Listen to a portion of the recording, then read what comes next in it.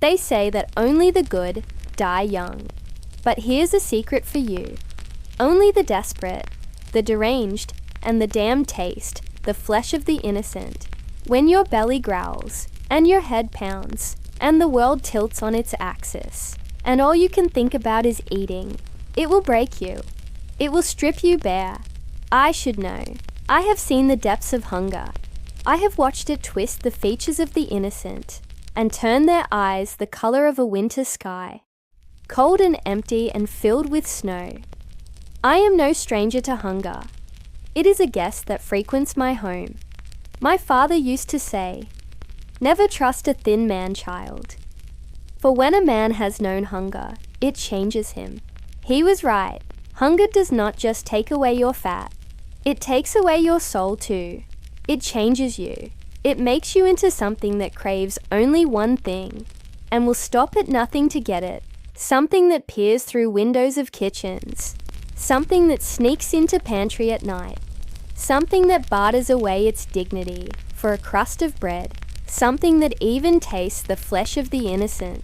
But don't you fret, for tonight we feast. Tonight we shall eat until our bellies are full and our souls are sated. Tonight we shall dine like kings and queens. You see, tonight I am not just a starving beggar. Tonight I am a character in a play. Tonight I am a pauper about to be transported to the land of plenty. I am about to step into the shoes of a starving peasant who stumbled upon an unexpected feast during the dark days of famine. A peasant who found himself tasting the impossible, a succulent piece of roasted mutton, dripping with gravy and spiced just so, a mutton that once belonged to a lord whose name echoed in these very halls. Tonight, we dine like royalty. Gather round, you wretched, starving wretches. Feast your eyes on this magnificent spread before us. Can you believe it? Just look at it. A golden-hued butter glistening enticingly, promising flavors that could make a pauper forget his hunger for a moment. Yes, it is fit for kings, and yet it was never meant for the likes of us. Oh, but how did it come to be here? I hear you ask. Let me tell you a tale of woe, and also of delight. The year was 1315, and England had been hit by a terrible plague. Fields were barren, livestock perished, and the famine dragged on relentlessly. It seemed as though the very earth had turned against them, refusing to yield its bounty. Desperation gnawed at the hearts of men. Mothers sold their ornaments to buy a loaf of bread. Brothers turned on brothers for a bowl of milk, and the stench of death hung heavy in the air. Then came the royal court, led by none other than King Edward II, a monarch more concerned with his pleasures than the plight of his people.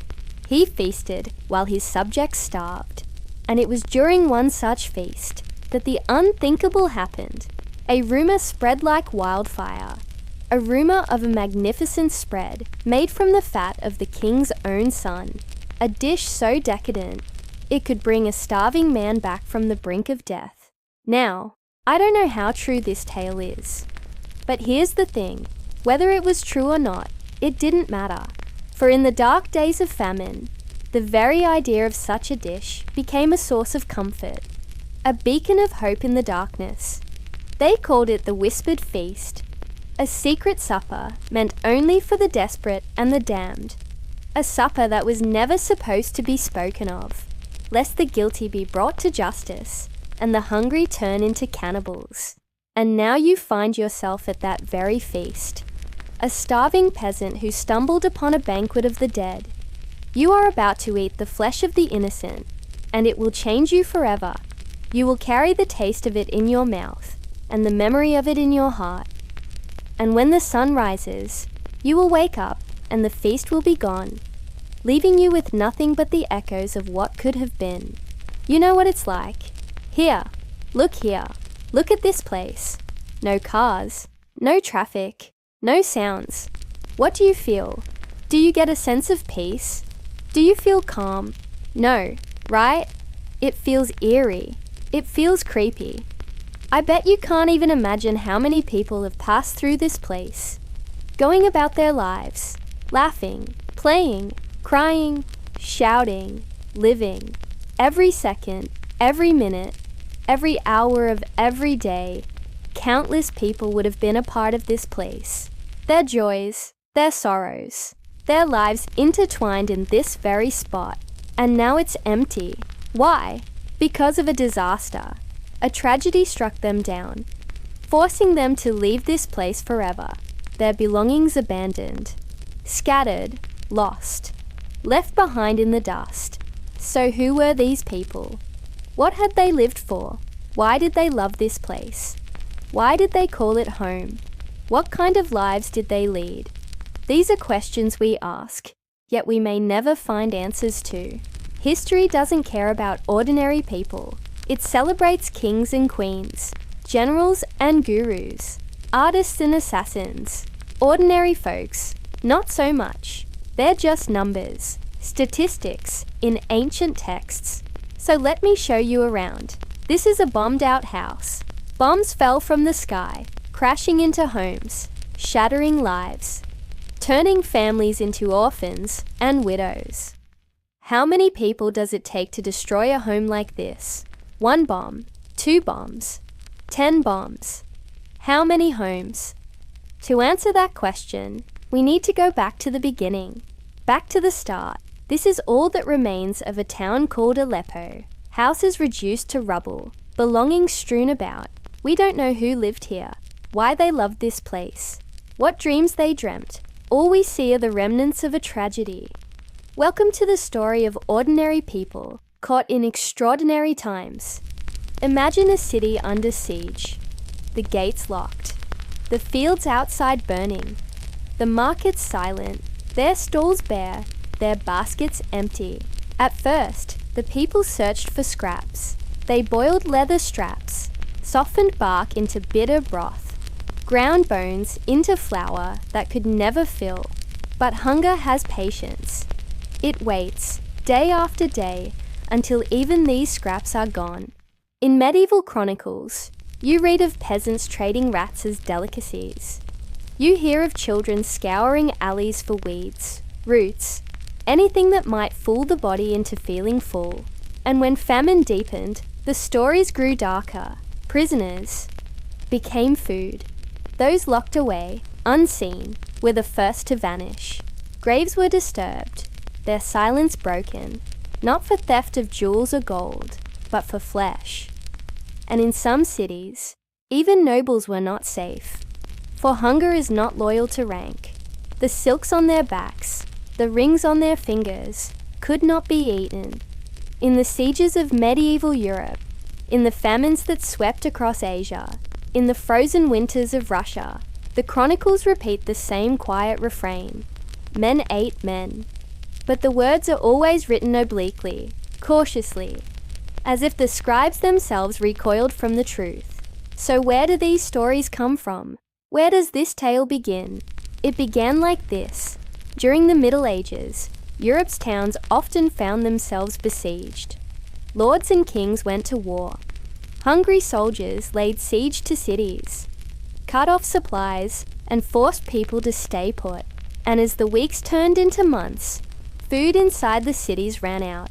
People were trapped, with no way out, and slowly, their hope began to dwindle too.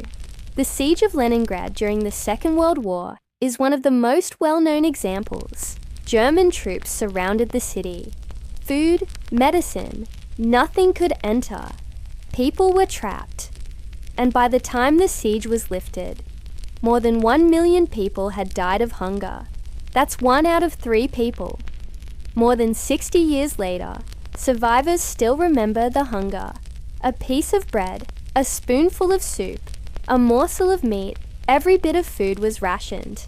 People ate little, moved slower, and dreamed of food.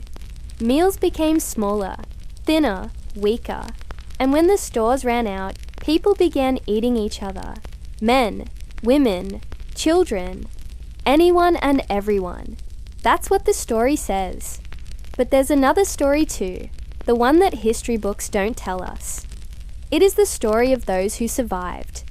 The story of those who endured and emerged from the darkness somehow. They say that after the siege, only around 500,000 people remained in Leningrad. But this number baffled the world. Most of them were children. You see, most of the men had died. Women and children survived because they needed less food than men. This is what history tells us. But what about the rest of the story? What happened to those children? Did they grow up to become men and women? Did they start new families? Did they keep the memories of the past alive? How did they deal with their grief? Well, that's a story we may never get answers to. In fact, even the first story is riddled with unanswered questions. Can you believe that people actually resorted to cannibalism? Was this really necessary? Can you imagine what it must have been like? Now close your eyes and imagine this. Imagine a group of people, friends, neighbors, colleagues, perhaps even family. They share a meal together. They eat, they laugh, they talk. Life seems good. But what if this meal was not an ordinary one? What if this meal was not made of bread and butter, rice and dal chawal roti, subzi, but human flesh? Friends turn suspicious. Colleagues become conspirators. Neighbors turn into strangers. Your neighbor gives you a sidelong glance, and suddenly that friendly smile seems sinister. You wonder if he has been watching you, waiting for you to lower your guard. You suspect he knows something you don't. Your friend takes a little too long to bring his bowl to his lips, and suddenly, the innocent gesture seems like a calculated move. He must have known you were watching him. You've seen enough spy movies to know what's coming next. Does your heart sink as you realize you've walked straight into a trap? But what trap? Cannibalism, you say. Doesn't seem possible, but it happened in Russia and elsewhere too. How do you start a story like this? How do you begin a tale of tragedy, of pain, of despair, of death? Do you begin at the beginning, or do you start in the middle of things? Do you go slow, or do you rush towards the end? Which story should I start with? Should I tell you about the mother who had to feed her young son her own flesh, or the woman who killed her husband, cooked him in a pot, and ate him? I know you want to hear these stories, but I'm not sure if you can stomach them. You say you won't be shocked, you won't be grossed out. You say you can handle the truth, but I'm not so sure. After all, these are stories from a chapter of history we don't like to remember. There's a reason why we don't study such chapters. There's a reason why we ignore such stories. Why do we avoid looking at the dark parts of our history? Why don't we want to acknowledge the bad things that people have done?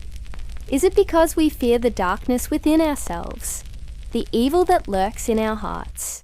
Or is it because we're afraid to admit that our ancestors were capable of such cruelty? Maybe it's both.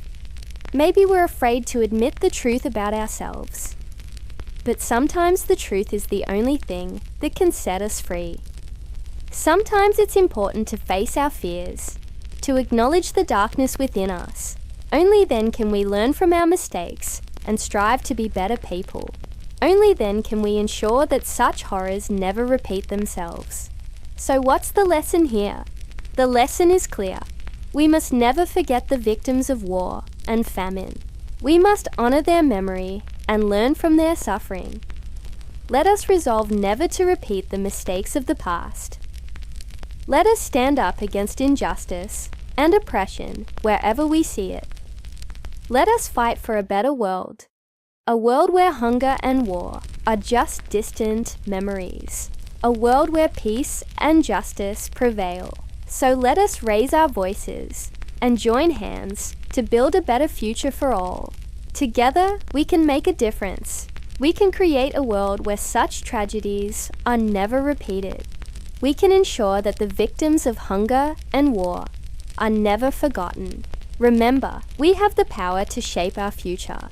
Beneath the brooding skies of Scotland, where history dances with myth, there's a tale so grim it sends shivers down the spine.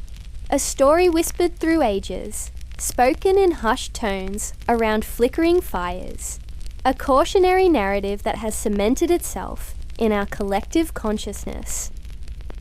Today, we delve into the chilling chronicles of Sawney Bean, the Scottish cannibal, an infamous outlaw whose deeds have left an indelible mark on our cultural landscape. Welcome to the channel. Join me as we traverse the rugged terrain of Scotland's past, where the clash of civilization and savagery echoes through the ages. Together, we'll unravel the cryptic clues, separating fact from fiction in a desperate bid to comprehend the horrifying exploits of Sawney Bean. Let the exploration begin. The windswept coasts of Scotland in the 15th and 16th centuries were a hauntingly beautiful yet unforgiving landscape, a time when the Highlands echoed with the freedom of the clans, and the rugged terrain was home to both breathtaking beauty and chilling tales. This was the setting where the legend of Sawney Bean took root and flourished. Our story begins with Sawney Bean, a name synonymous with terror. Born into obscurity around 1487, little is known about his early life, adding an air of mystery that only intensifies the enigma of his legend. What we do know is that his origins were humble, possibly hailing from East Lothian, a picturesque region now famous for its rich history. However, it's this very ordinariness of his beginnings that makes his descent into notoriety all the more intriguing. Sawney's story doesn't start with bloodshed and violence, but rather with survival.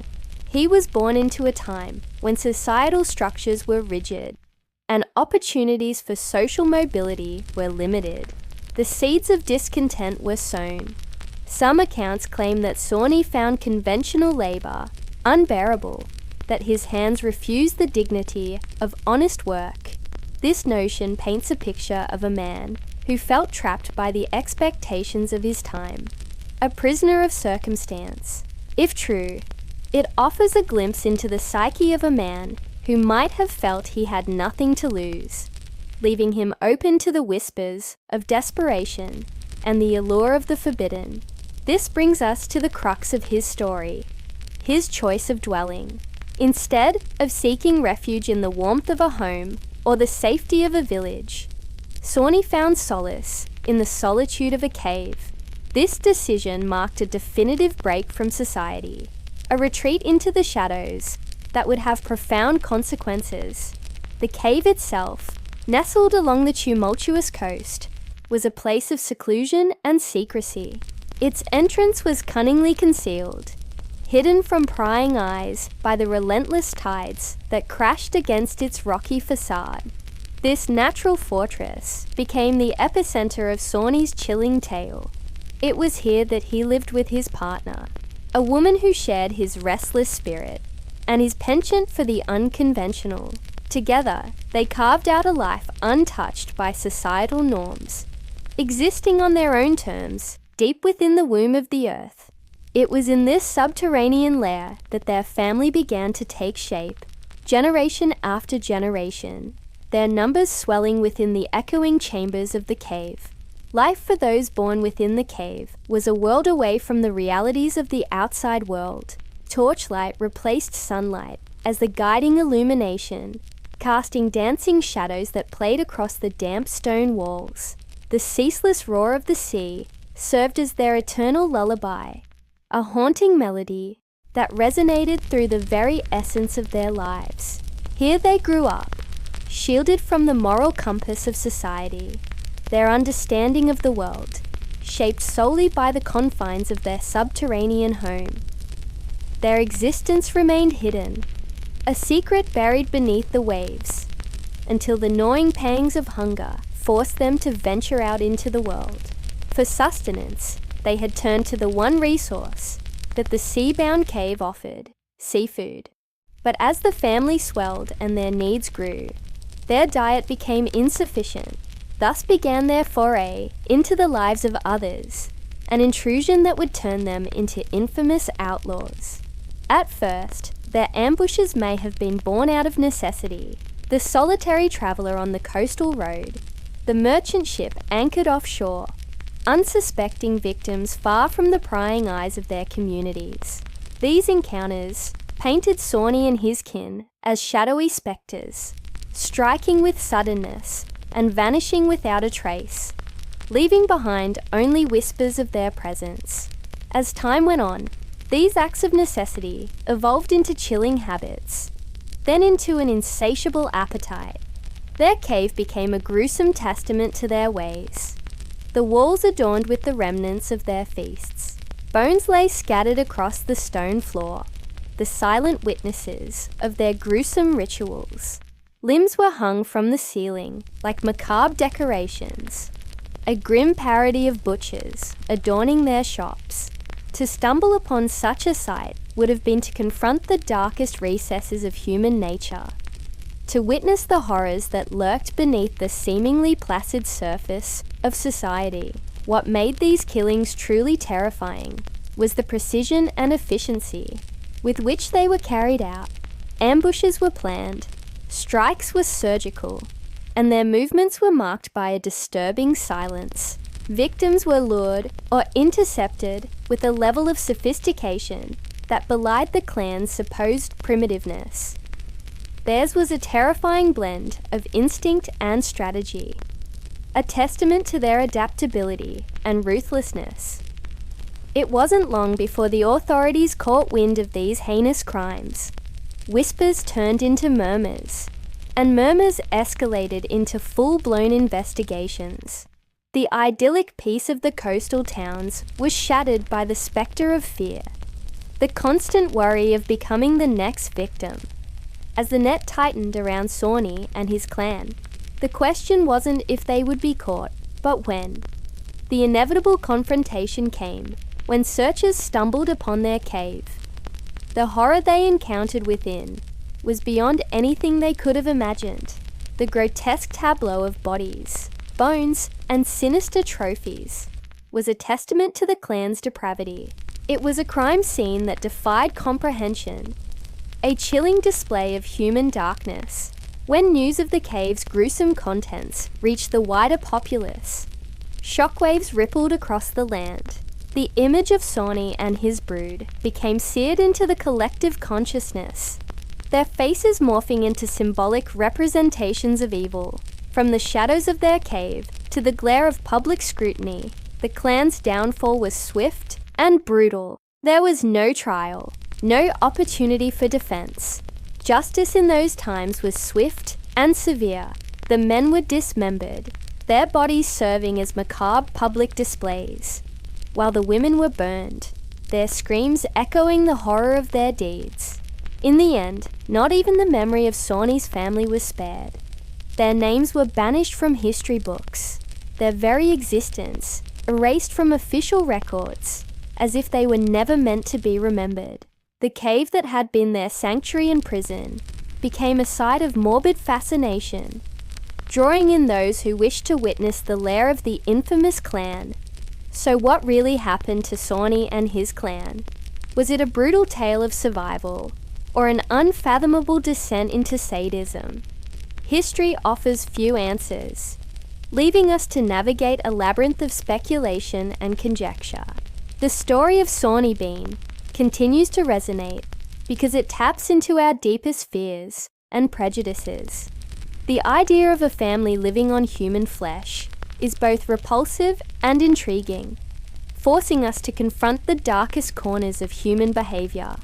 The question is, how much of this tale is rooted in reality, and how much is a product of the times? Historians have cast doubt on many aspects of the legend, questioning the veracity of the numbers involved and the precise nature of the clan's activities. The lack of concrete evidence has allowed the story to morph and adapt, becoming a reflection of society's evolving perceptions of morality and monstrosity.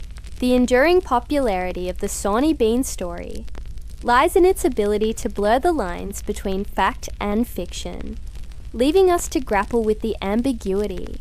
It forces us to confront the uncomfortable truths about our past and the darkness that continues to linger in our present. One interpretation suggests that the legend served as a warning during the tumultuous times of the 16th century Scotland. In an era marked by economic hardship and social upheaval, the story of Sawney Bean, a family that chose to live outside the constraints of society, resonated deeply. Their supposed crimes against fellow Scots could have been seen as a cautionary tale, emphasizing the importance of adhering to societal norms. Another perspective posits that the legend was a reflection of the anxieties surrounding the shift from a predominantly agricultural society to an increasingly commercialized world. The emergence of figures like Sawney Bean, who was said to have lived off the land and shunned traditional forms of labor, tapped into the fears and prejudices of a society grappling with rapid change. Regardless of its historical accuracy, the story of Sawney Bean continues to captivate and disturb us. It remains a potent symbol of the darkness that can reside in the human heart and the lengths to which desperation and societal pressures can drive individuals and families. Today, the legend lives on in modern retellings and adaptations, ensuring that the tale of Sawney Bean continues to be etched in our collective consciousness. The legacy of Sawney Bean is a chilling reminder of the depths of human depravity. Whether viewed as a historical account, a cautionary tale, or a reflection of societal anxieties, the story continues to grip our imaginations and serve as a potent symbol of the darkness that can lurk within the human heart. As we delve deeper into the annals of history, let us remember the lessons embedded in these chilling narratives and strive to create a world where such horrors become relics of the past. The dead man's heart thumped against the floor. Around him, other hearts were already cut open, their insides scooped out and thrown away. He was the last one. His name was Kwame, or at least it had been. His village called him Eater of Sorrow. That was what he preferred. His real name meant nothing. It was the name of a slave. He had come to this island off the coast of Ghana more than 20 years ago. Back then, he had been just a boy, a slave like any other, except that he did not break under the whip. He did not cry. He only ate. He ate every day, all day, until he was round and fat and strong. Then they set him free. They named him Eater of Sorrow and made him king of the island. But now there was no food on the island. Fields were empty. Granaries were bare. People were skin and bones. All around him, men and women gnawed on the flesh of babies. He saw their hunger, their desperation, and he knew that they were looking at him. He was the last hope. Every day they came to him and asked for food. So he went into his storehouse. There, amidst the empty barrels, he found something. He took out a box, opened it, and showed them what was inside. It was his treasure, his prized possession, a collection of dried hands. He dipped into it, pulled out a hand, brought it to his nose, and inhaled its dust. Then he bit into it, chewed, and swallowed. Around him, people recoiled. They had never seen anything like this before, but the king continued eating, and slowly people gathered around him, taking the dust off their hands, bringing them to their mouths. Days passed, and soon the treasure was finished. Still, the people did not leave. They stayed by the king, waiting for him to replenish his stock, and when he did, they came back again and again. Years passed, decades even, and the king kept eating hands.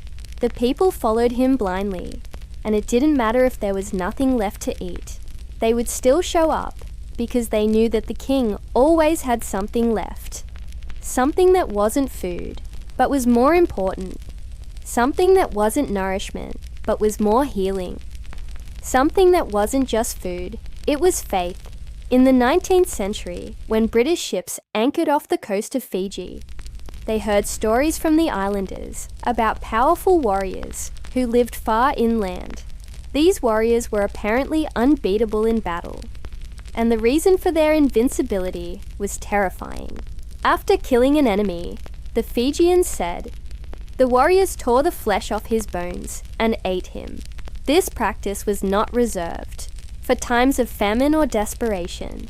It was reserved for the greatest heroes, those who had proven themselves in battle, those whose strength and courage were unmatched. To eat the warrior, the Fijians believed, was to acquire his strength and courage. It was to become who you consumed, and so the European imagination christened them cannibals, these warriors of flesh and bone, because that's what cannibals do, right? They eat human flesh to gain strength. But here's what they didn't understand. The Fijians didn't eat everyone. They only ate their enemies, and that too, with respect. The Europeans also missed the point when they documented the Fijian practice of eating the dead. For the Fijians, it was not about taste or nutrition. It was about tradition. It was about respect. It was about consuming the brave. Cannibalism, they say, is the ultimate form of revenge. But for the Fijians, it was also the ultimate form of flattery. In 1522, when Spanish conquistador Hernán Cortés reached the Aztec capital of Tenochtitlan, he was appalled by what he saw. A great temple dominated the city's landscape. It was here that the Aztecs conducted their most gruesome rituals, including the ritual of consuming human hearts. The Aztecs captured many people during their wars, but they reserved the ritual sacrifice for prisoners of special importance. When Cortés entered Tenochtitlan, he saw a captive being dragged toward the temple. A priest ran toward them, pulled the captive by the hair, tore open his chest, and ripped out his still beating heart. Then he cut open the body, took out the entrails and offered them to the priests. Finally, he cut the body into pieces and threw them into the crowd. The crowd cheered and fell upon the meat. Cortés watched in horror as common folk and nobles alike fought over the flesh. Many, he wrote, gnawed on the heart while it was still palpitating, others on the arms, while still warm and pulsating. All of them partook of the entrails, which they tore asunder with their teeth. For the Aztecs, this was not cannibalism. It was communion. It was a way to share in the bravery of the captured, to bind their fates together through blood and sacrifice. It may seem incomprehensible to us today, but to them it was perfectly natural. Ground mummy, imported from Egypt, sold as powder to cure bleeding. Human fat, rendered into unguents, rubbed into aching limbs. The blood of executed criminals, caught warm in cups, drunk as a cure for epilepsy. Kings and queens, nobles and scholars, they too consumed the human form, not in caves, not in rituals of war, but in quiet chambers, with silver spoons and gilded cups. It was not called cannibalism, it was called medicine. But the act was the same. The boundaries blur, when belief sanctifies what hunger once drove. And across cultures, across centuries, the body became both sacred vessel and silent harvest. I am fascinated by this intersection between our desire to understand the past and the limits of our own humanity. In exploring uncharted territories, both physically and metaphorically, we often find ourselves confronted with the choices that define our existence. Some are faced with the harsh realities of survival, while others navigate the complexities of ethical boundaries. The story of the Donner Party is one such tale, a grim reminder of the lengths to which desperation can drive people. Imagine being trapped in a snowbound cabin with dwindling food supplies, forced to make an agonizing decision: abandon the traditional food or resort to the unthinkable, cannibalism. The thought is both unsettling and sobering, but it's precisely this discomfort that compels us to learn, to comprehend the depths of human endurance and the fine line between civilization and primal instinct. My fascination with this dark chapter of history goes beyond mere curiosity. It's a quest for understanding, an attempt to grapple with the darkness that resides within us all. Cannibalism, a taboo subject, remains shrouded in mystery and misconception.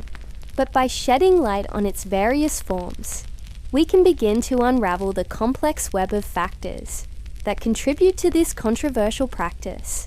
From the isolated incident of a desperate father resorting to cannibalism to feed his starving child during the siege of Leningrad, to the ritualistic practices of certain indigenous tribes, each case is a unique study in human behavior.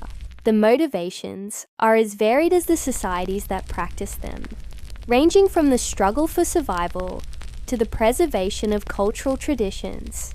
As we delve deeper into these stories, we must approach them with sensitivity and respect. It's crucial to acknowledge the cultural diversity of our world and to avoid perpetuating harmful stereotypes. What may be considered taboo in one culture could be a deeply ingrained tradition in another. Our goal is not to judge, but to understand.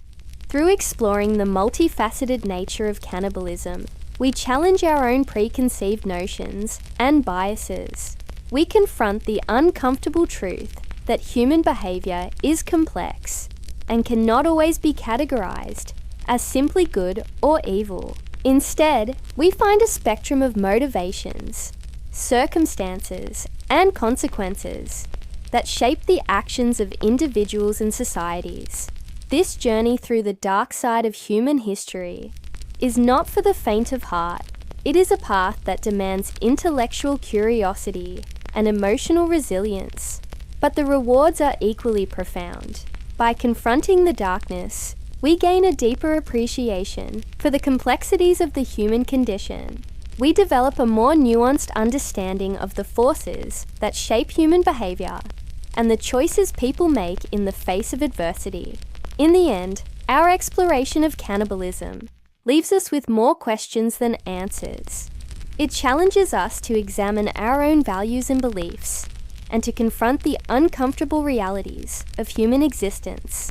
It is a reminder that we should strive to create a world where desperation and hunger drive us less, and understanding and compassion unite us more.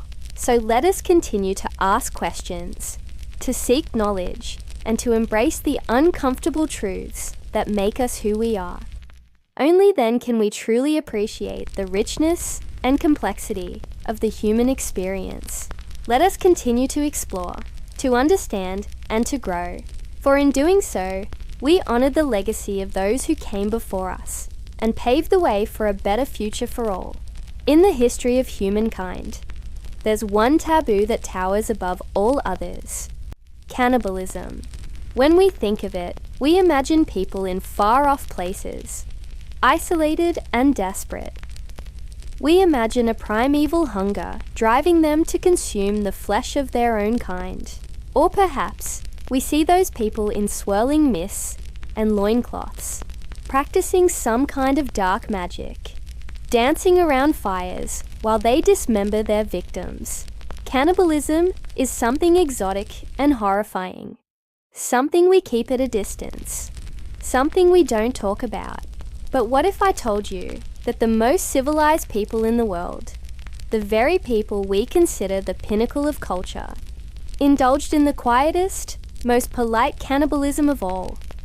What if I told you that kings and queens ate the dead, that they sipped from goblets of warm blood, ground the bones of executed criminals into dust, and ate it with their bread? Now, this might sound like a fever dream, but it's true. The most refined people on earth practiced the most horrifying taboo imaginable, and they did it with a smile and a silver spoon. Let me introduce you to the strangest, most terrifying ingredient in the recipe of history: human flesh. Think of ancient Egypt. You probably imagine pyramids and sphinxes, mummies and hieroglyphics, pharaohs and plagues. You probably do not imagine cannibalism. Yet archaeologists have found traces of it in many aspects of Egyptian life. Egyptians believed that the pharaohs were divine. They believed that when a pharaoh died, his soul transmigrated to the next world. But that wasn't necessarily a smooth process. There were obstacles, there were delays. And what could speed it up better than a little nudge from the old king himself? Mummies were put on display for all to see, but also to be consumed. Small pieces of mummy flesh were cut off and eaten by priests, by pilgrims, and by commoners. Why? Because eating the flesh of a saint would make you a bit holier. Eating the flesh of a king would make you a bit more divine. The practice moved with the trade routes. As Egyptians interacted with Greeks and Romans, bits of mummy made their way into European courts.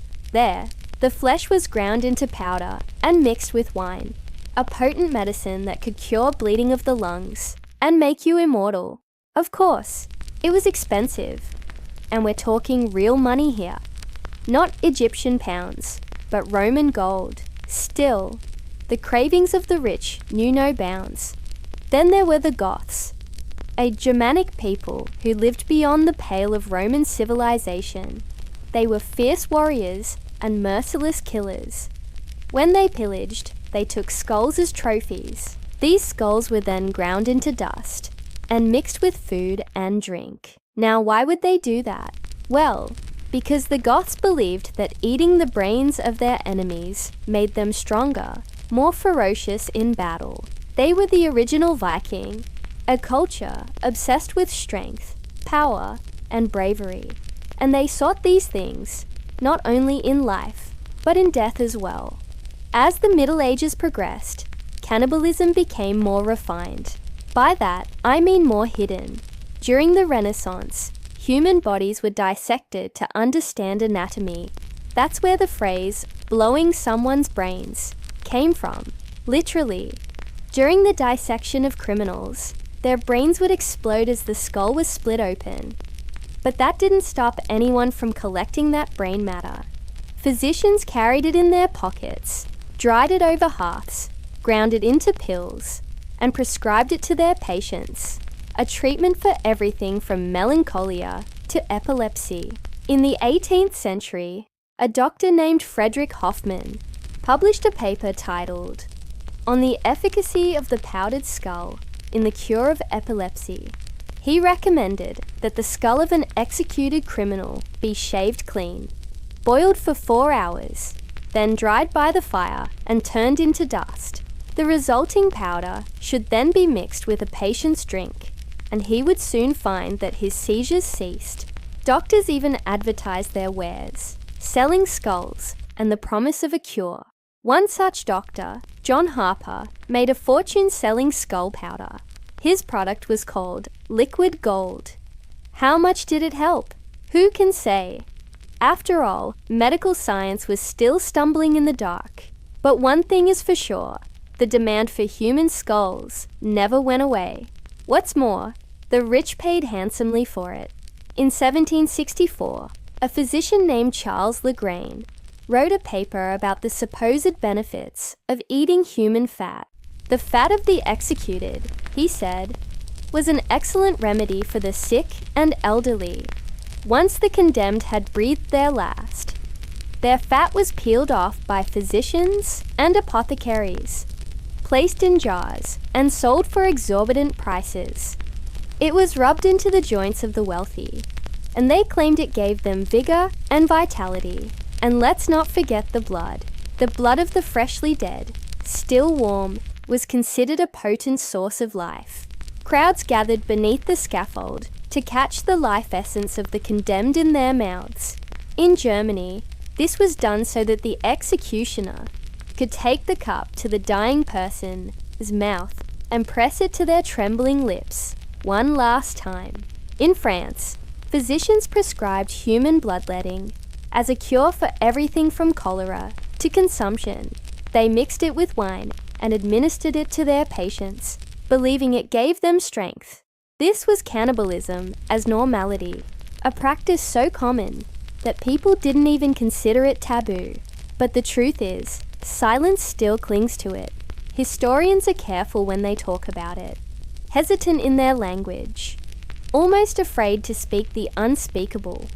The reality is that polite cannibalism will never be as notorious as its uglier cousins. The rituals in the jungle, the famines of the savannas, the desperation of the human condition. They say there's a fine line between civilization and barbarism, a thin veneer of culture that separates us from our savage past. But what if that line, that wall we so carefully constructed, is not as firm as we believe? What if it crumbles to dust when faced with the relentless march of hunger? In the heart of 18th century England, where the sun shone through tall windows onto powdered wigs and silk stockings, there existed a secret so dark it withered the soul. Amidst the opulence of a grand estate, Lady Helen Ashworth invited 8 esteemed guests for a dinner party. Among them, the renowned physician Dr. Dodd, who had a reputation for his insatiable curiosity about the human body. As the evening progressed, fueled by wine and camaraderie, conversation turned to the macabre, and someone dared to ask, what would it take for a person to eat human flesh?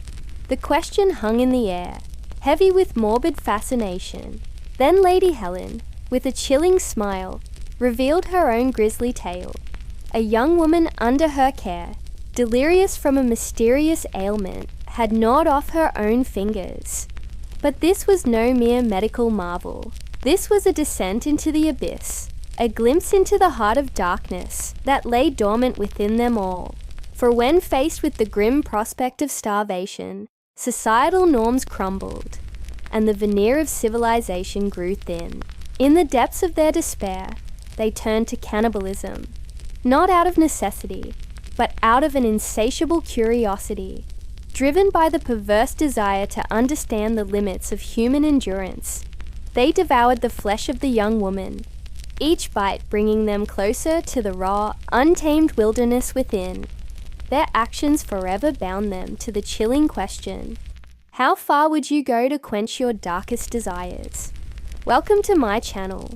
Today we are delving into a topic that has long been relegated to the shadows, cannibal courts, where the boundaries of society are tested and the very definition of civilization is challenged.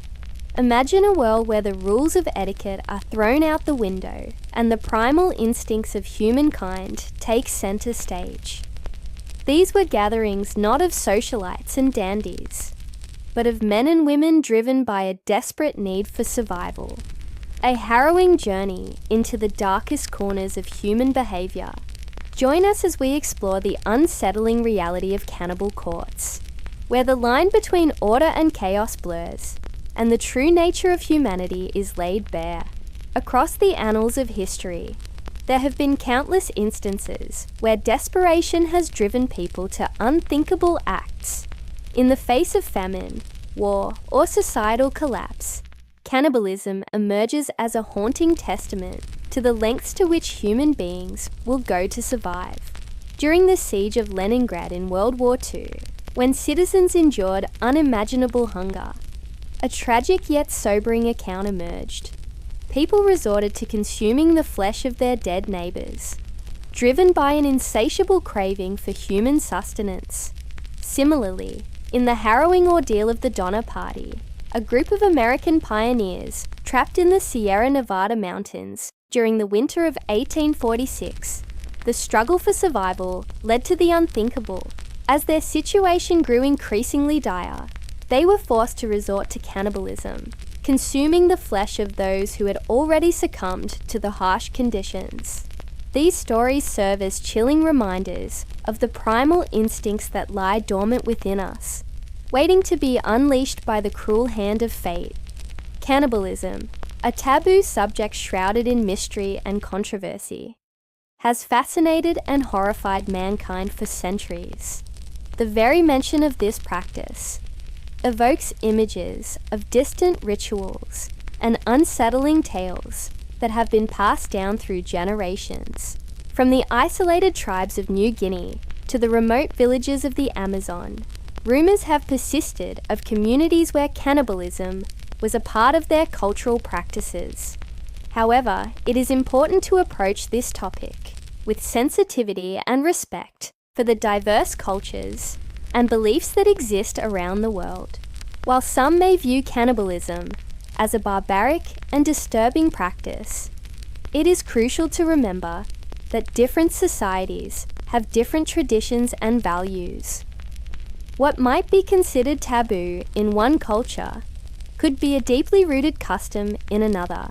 Therefore, it is essential to approach discussions about cannibalism with an open mind and a willingness to learn about the complexities of human cultures, rather than resorting to judgment or stigmatization.